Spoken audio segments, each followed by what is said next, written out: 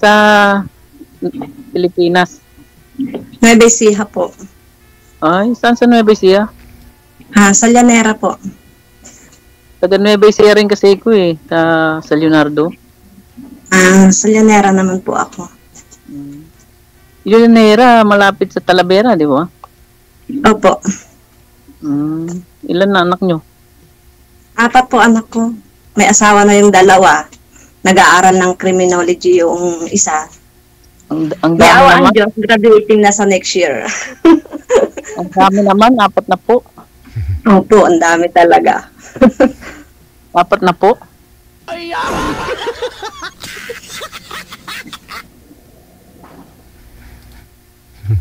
Kaya ako legit. Dito ka na, grabe, ang pawis mo naman. Papawisan ka niyan mamaya, ma'am. Pati ko tuloy, pinapawisan. Aircon niya, pero pagis na po. Ilan taon na kayo, madam? 48 na po. Ako, Kayo po ba? 46. 46. DJ, sabi ko. Walang available. Ayun, Walang Okay available. naman yun, 2 taon lang naman. Oo, walang available, ma'am. Kung meron ho sana, edi... Ayaw mo yun, ikaw mag-aalaga sa akin. Ayoko nga lang ako yung nag-aalaga. Gusto ko ako yung naalagaan eh. Ito mga alagaan ko. Sana all. Ilan taon na kayo dyan, madam? 6 years na po ako dito. Tagal na. Paano yun? Tapos 4 years sa Saudi. Tapos 2 years sa Jordan. Sipag mo lilibot Mahirap sa Pilipinas eh. Iwalay kayo? Iwalay po. 6 years na siguro. Ako iwalay. Anong Alay, dahilan? hindi na nakahintay eh. Ang dahilan? May asawa na po siya. Yun ang masakit eh, yung mag-a-abroad 6 tapos years na po siya may asawa. mag-a-abroad tapos pagbalik, walay na. Diba? Ganun po Nakakatakot. talaga, hindi nakahintay. Hindi nakatiis. Naglayo ang kwan, maghihiwalay. Okay. Kasal kayo, madam? Opo. Buti marami ka nang naipon yan. Puro resibo ko yan. Ganun? Oo. Kasi may pinag-aaral ko. Di bale, kung may bahay at lupa ka na. Wala. Lupa ng asawa ko. Yun lang. Ano Sa bahay buhay ako, nasa lupa ng asawa ko. Ay? Doon nakatira yung mga anak ko. Paano pag umuwi kayo? Saan kayo umuwi? Siyempre po sa bahay ko. Bahay ko yun eh. may tinitira naman na bahay yung asawa ko tsaka yung kabit niya. Ang tiyagaan nyo naman. Andyan, but Hindi siya pwede sa bahay ko. Tsaka isa pa kung sakali mo mag-asawa ako, hindi rin ako pwede sa bahay ko. Mga anak ko lang doon. Nung Kasi lupa nila yun. pinalitan kayo ng asawa nyo, wala kayong naging boyfriend? Wala po. Talaga? Focus lang ako sa mga anak kong nag-aaral. Gusto ko kasi mapagtapos mga anak ko. Katiisin nyo naman? Talagang ganon. Tiis. Pag hindi ka nagtiis, wala. Hindi mo maitataguyod mga anak mo. Yung bunso nyo, anong kwan na eh? 18 years old na. Ano yun? Anong kwan na yun? Grade? First year college na rin. Paano yun? Pag-asawa kayo, babalik pa kayo dyan? Hindi ko alam. Depende. Depende sa mapapangasawa ko. Malaman. Paano yan? Wala akong pera.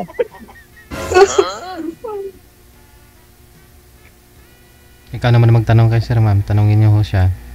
Sana yung asawa. Hindi ko alam kung ano itatanong ko, sir. Ano ba itatanong ko? Hindi, yung tinanong din sa'yo ni sir kanina, yun din itanong mo sa kanya. Asan na po yung asawa niyo, sir? Nasa biyanan ko. Bakit? Bakit kayo nagwalay? Pinalik mo sa Hiwalay o ano? Iwalay? Dumedede pa sa nanay. Ganun. Mm-mm. Mga ilang taon na po kayong hiwalay? 4 na taon. Hiwalay ba talaga? O asa nanay lang niya? Magkalapit lang kami. Ako andito sa... Hindi hiwalay yun kasi may posibilidad pa na magsama kayo. Wala na. Pangalawa na namin hiwalay. Gumawa ako ng bahay para sa amin. Bumukod. Pero ayaw niyang tirhan. Ayaw niya kasing humiwalay sa nanay nga niya. Sumususo pa. Ipaawat. Ilan po ba anak niyo, sir? 2. Nasa kanya? 2 lalaki. Sa kanya? Malalaki na po. Naliliit pa nga. 9 at saka 11. Kasi tanda na ako nag-asawa. Kayo, madam, ilan taong kayo nag-asawa? 20 years old po. Maaga. 35 ko na. Ikaw, sir, ilang taon na po kayo nag-asawa? 35. 35 na.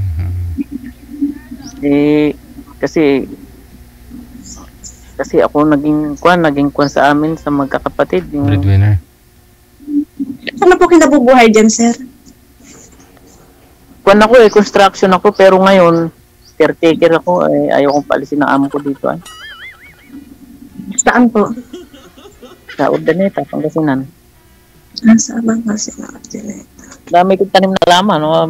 Nilibot ka dito, daming halaman. Mga pambilya na 400 plus na 420 na variety. Na ano, sir? Na? Bumbilya. Bumbilya. Yung iba-iba yung kulay, tapos yung parang pinaghalo.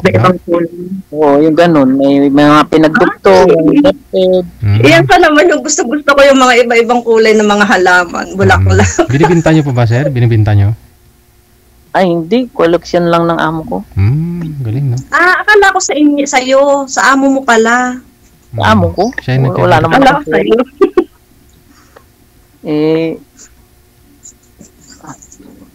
Pag ngayong nag-uulan dito, walang ganong bulaklak. Pag tagaraw talaga. Tumataba lang. Namamatay nga yung iba mga masasila, namamatay sa tubig pag ulan ng ulan. Kaya yung sa akin, pananim ko doon sa bahay, dapat hindi pantay yung lupa eh. Sa lupa talaga, hindi nilagay sa pot kasi pag nasa pot, wala. Pag nasa lupa, masyadong magagawa wild. Kailangan alaga sa kanyon. Sa trim. Cutting. Sa cutting. Pwede mong gawin sa design kung paano gusto mong design, ipasunod mo. Madam, mahilig kayo sa halaman? Mahilig din ako sa halaman. Bago ako mag-abroad dati, dami kong halaman. Bumibili pa ako ng mga iba-ibang mga halaman. Kaso, wala namang tiyaga yung mga anak ko, asawa kong iniwan dati. Nagkamatayan lahat. Ay, ganun. Sayang. Sayang talaga. Wala ka kasi. Alis ka kasi ng alis eh. Wala eh. Walang magagawa. Hindi ka mabubuhay pagka hindi ako aalis. Hindi mabubuhay mga anak ko pag di ako aalis. Buti hindi mo nireklamo yung asawa mo ay. Nireklamo ko din po siya. Dati. Nung hinahabol ko pa siya. Pero nung ayaw ko nang habulin sa pagod na ako, hinayaan ko na lang. Siyempre, ganun talaga pag mahal na mahal, di ba? Hindi naman kayo magpapakasal. Apat naging anak namin eh. Siyempre, minahal ko siya. Magkakaanak ba ako ng 4 sa kanya kung hindi ko siya minahal? Masakit nga lang pagka kasal kayo tapos maghihiwalay, bakit ba ganun? Dapat sana pagkasal automatic na wala na sanang di ba? Oo. Ikaw ba, sir, kasal? Kasal din ako eh. Ang hirap. Bakit hindi mo sinabi yan sa sarili mo bago ka nagpakasal? kasi ako yung religyoso ko na naniniwala ba ako na sagrado yung kasal na bago kayo kailangan talaga ng kasal. Nagbago kaya na. Kaya ako may kasabihan na wala nang forever. Hirap ka. Siyempre, malayo ko sa anak. Ganun.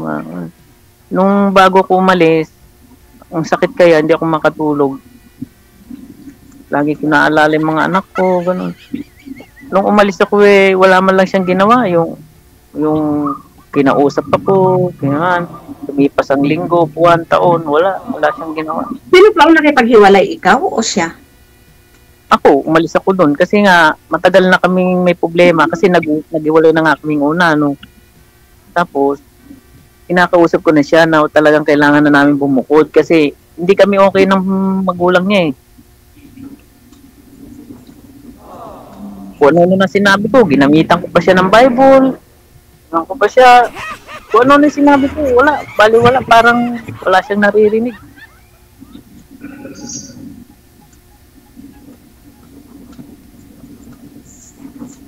Kaya, ang hirap pala ng ganito.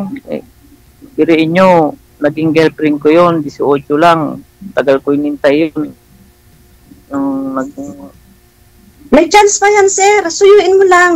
Malay mo, mapalambot mo yung puso niya. Bumukod na rin kayo. Sasabi niya sa'yo. Kuno na yung problema ko yung biyanan ko. Ngayon siya na ang problema. Kasi wala siyang ginawa eh. Isa lang ibig sabihin nun eh. Maka meron na yun eh. Ewan po Kasi kahit sabihin natin wala, pero ano ba masama pag bumukod? Wala nang masama, di ba? Ibig ba sabihin? Mas maganda na bumukod sana para alam mo yung wala sa'yo, kung ano yung kailangan mo. Oo, kailangan mo makapagpunta pa unti-unti. Kahit kung ano yung kailangan umangat ka pa unti-unti na lumilipas ng taon.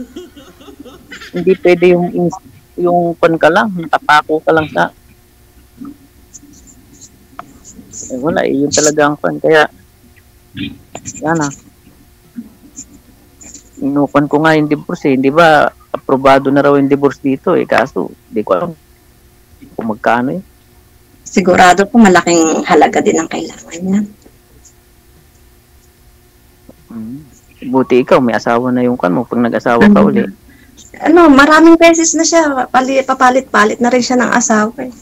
Buti nga ngayon, na-permis na siya sa asawa niya. Buti kayo, hindi pa kayo nagbo-boyfriend. Po, ang isip ko lang talaga sa mga anak ko muna.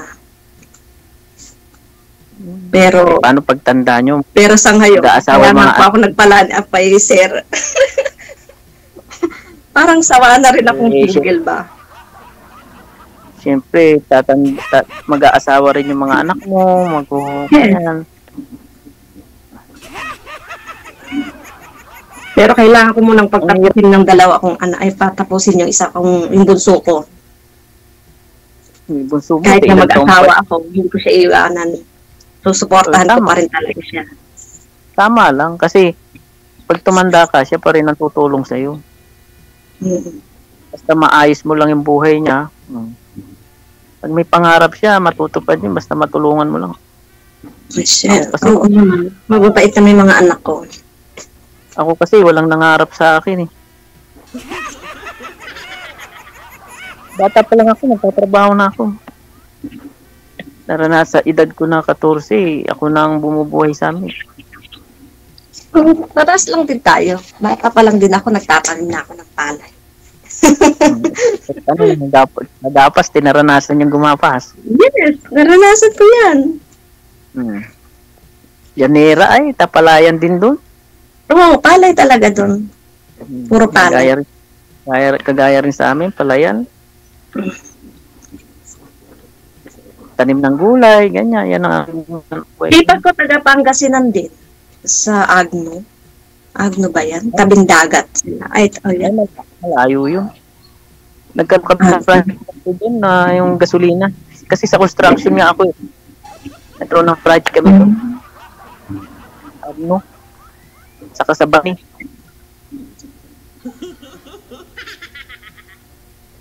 Pag nasa construction ka, kung saan-saan ka mapupunta. Hello, DJ. Asan ka na? Okay. Ay, kasi pinapawisan ka na kanina, ma'am. Ngayon, wala na?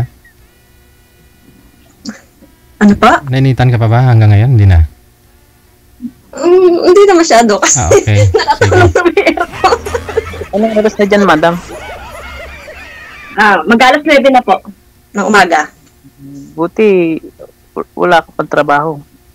Day off ko po ngayon. Tuwing Biyernes, day off ko. Kuminsan, nasa labas ako kasama ng mga kaibigan ko. Kuminsan, dito lang ako sa kwarto. Mas mainam dyan ka na lang kasi doon maraming tukso doon. Mahirap naman pagka dito ka lang. Kuminsan, pag alam ng amo mo na andito ka, tatawagin ka rin, bababa ka pa rin, magtatrabaho ka pa rin. Oo, Hindi mo mai-relax yung utak mo, puro trabaho na lang. Pero pag nasa labas ka, syempre, ala kang iisipin kundi sa labas ka lang. Hindi ka mag-iisip ng trabaho. Kaya kung minsan lang. Open ba dyan? Open din po dito. Open na po dito.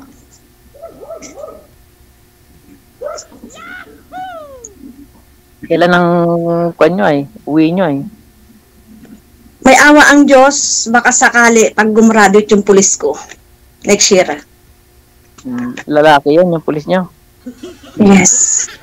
Mahirap ang babae pag nagpupulis. Kaya ako, ayoko ng babae pag nagpupulis. Kahit nga lalaki, kung maaari, huwag na lang pulis kasi malapit sa kwan yan. Yun ang gusto nila eh. Anong magagawa ko? Yun ang course na gusto niya. Yun nga lang, yun ang gusto niya. Pero, Yung bunso ko naman, nursing. Yun. Yun ang gusto niya, nurse. Maganda yan. kwan yung anak mo. Pag napagtapos mo yan, kwan. Sana nga, kaya ko pa. Sana kayanin ko pa. Maganda yung nursing, basta na mag-iibang bansa. Opo. Pag sa ibang Dahil mas bansa, malaki ang sahod ka na sa ibang bansa. Hindi man sa iba eh. dito sa Pilipinas, wala. Sabi nga ng anak ko, Mama, pag nag-asawa ka at barumbado yung mapapangasawa mo, pulis na ako noon. Ikaw sabi. Papakulong na niya ako. Automatic.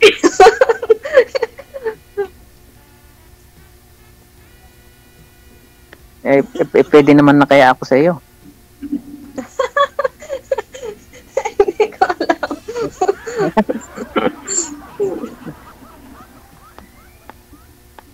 Hindi tayo alanganin parehas tayong hiwalay. Ako sure na talagang hiwalay. Pero ikaw, ang alam ko sa'yo, hindi pa. May posibilidad pa na magsama kayo ulit. Wala na. Kasi yung asawa mo, wala pang asawa. Meron na siyang boyfriend. Boyfriend lang yun, hindi pa sila nagsasama. Pagay mo.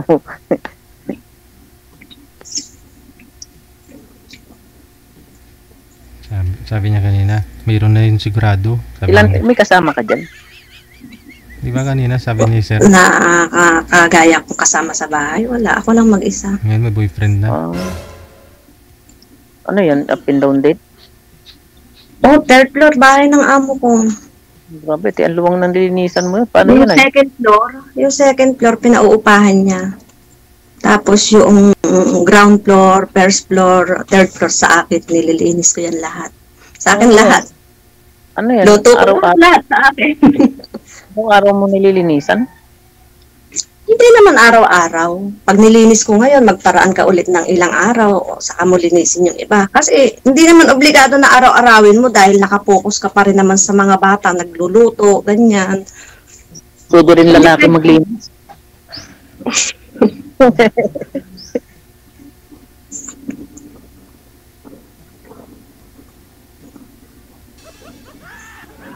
Buti hindi ka pa niyayayaan mga anak mo na umuwi. Umuwi, 2 beses na akong umuwi kasi 6 years na ako dito sa amo ko na to. Sa 6 years na yon, 2 beses pa lang ako umuwi.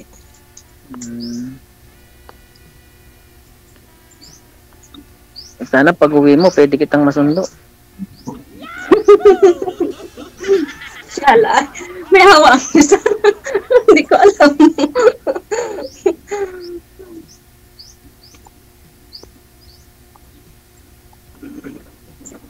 Grabe, natitiis mo yung ganyan, ang laki ng nililinisan mo. Talagang ganon, sakripisyo. Paano, Para sa paano, mga anak. Ano ang start mo? Nung nag-start ako alas 8, minsan Tapos? alas 8:30.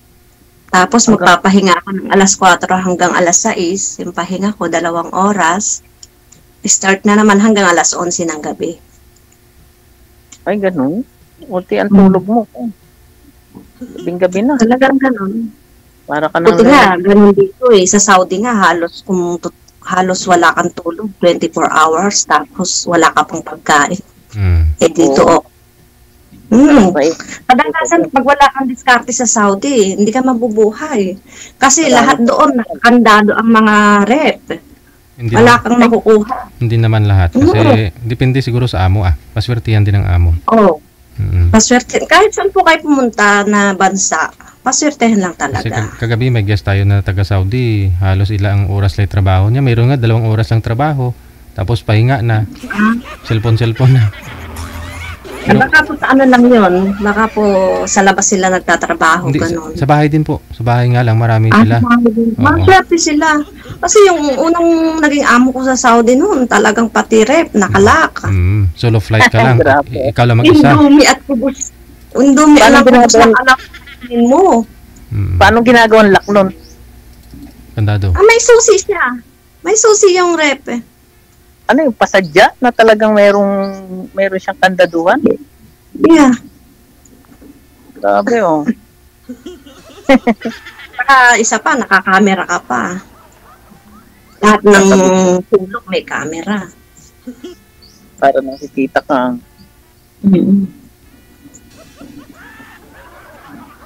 Di bale, basta hindi ka naman kinukuha sa sahod mo.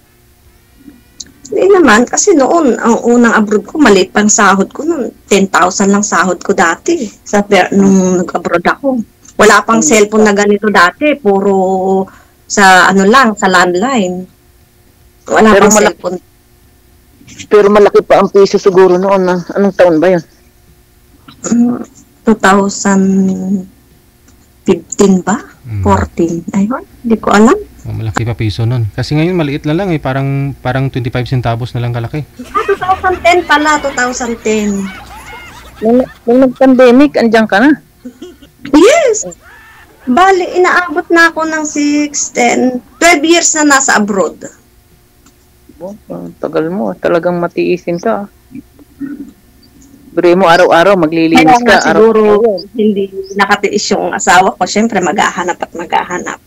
Pero nagbibigay yung asawa mo? Sorry? Nagbibigay? Nagbibigay din. Nagsusustento rin naman. Konti kasi maliit lang din naman ang sahod ng security. Konti lang. Ay. Siyempre, may pangangailangan din niya. Nagbibigay din ng konti sa mga anak niya.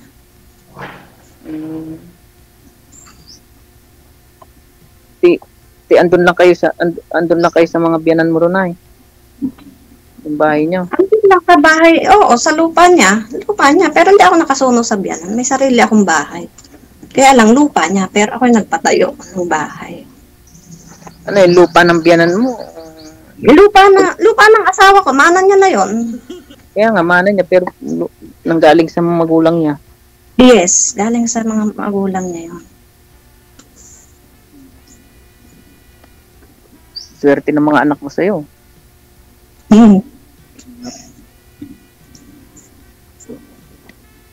Madalang din ang Swerte rin naman ako sa mga anak ko. Dahil nagkaroon ako ng mga anak na mababait.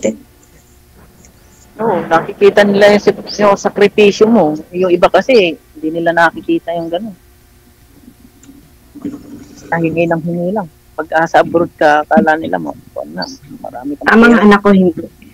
Alam nilang pahalagahan yung pera.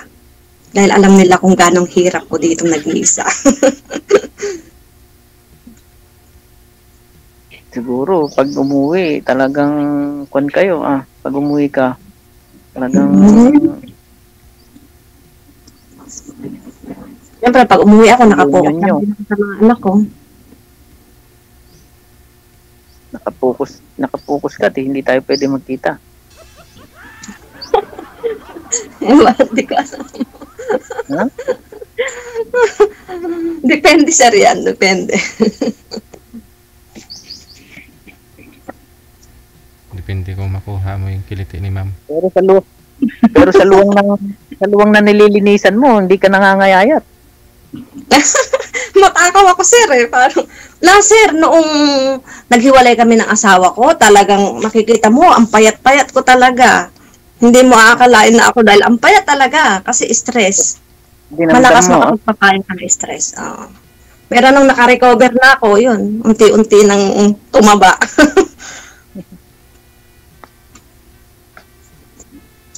Makakahanap pa kayo niyan. Ang ganda nyo. Sana nga. Pero ayoko naman kasi na habang buhay na lang ako andito. Mapagtapos ko yung mga anak ko, stop na rin ako dito. Siyempre, alangan naman na Makaganda ka, wagas, sir, ha? San banda yung maganda? Ha? No? Sab mo? Jay, asan ka na? Dito lang po ako, ma'am. Ano po? I-off cam ko na po ba kayong dalawa? Ano yung gamit mo, Imo? Yes po.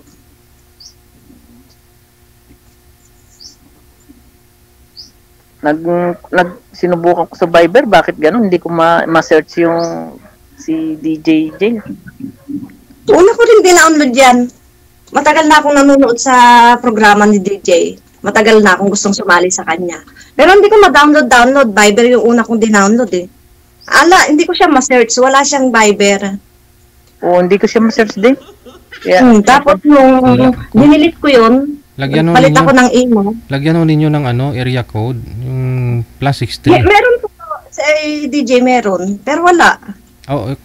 Tanggalin niyo po yung plus. Pag-delete ko yun, wala ko ng emo, yun, nakita ko agad. Automatic agad, meron. Ano po yung Buti pa location? sa email. Sa Viber, wala. Yung location niyo, ma'am, hindi ko kasi yan sa location mo. Anong device mo yung gamit mo? Hindi ko po. Basta nung kaya sabi ko, madali akong mag-message sa inyo sa DJ. Baka iPhone. Paano sumali? Ganun talaga yun. Pag iPhone kasi, hirap eh.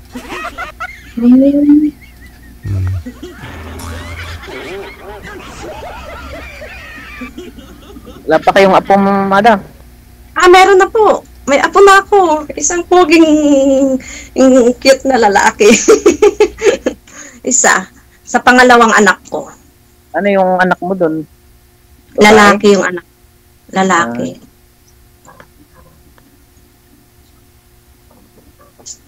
Kung sa panganay ko, wala pa. Ilan uli anak mo? 4 po. 4 na po nga pala, no? 4 po. Alright. Sige, connected na po kayo. Maraming salamat sa inyo. Good luck. Thank you, DJ. Okay, bye. Bye-bye.